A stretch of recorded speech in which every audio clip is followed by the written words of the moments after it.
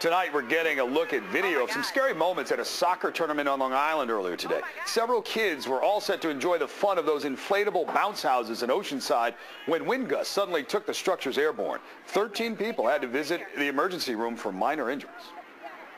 As she showed reporters the burn marks on her neck, Lara Radigan described what happened when the inflatable bounce house for which she and her sister were waiting in line was suddenly blown into the sky by a strong gust of wind.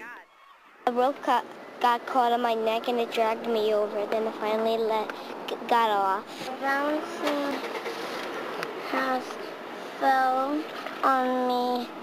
Then I just got hurt by my nose and my knee.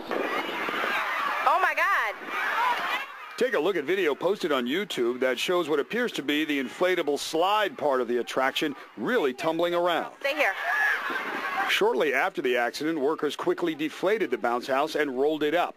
But the unlikely image of 3 large balloon houses flying in the air stayed on the minds of baffled and frightened parents. I saw the slide blowing in the wind, and I couldn't believe it. Was like something out of a movie. And what happened was it came up in the air from a gust of wind, and as that was flying up in the air, it crashed into the next bouncy house, which then crashed into the next bouncy house, and then they all started flying through the air, and as they were flying, they were knocking people over, and kind of it was just tumbling.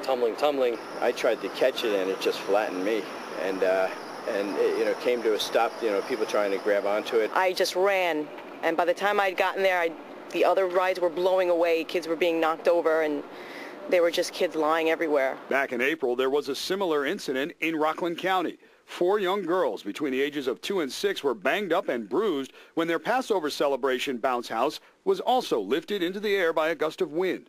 All turned out okay, but the 2-year-old was knocked unconscious for a time.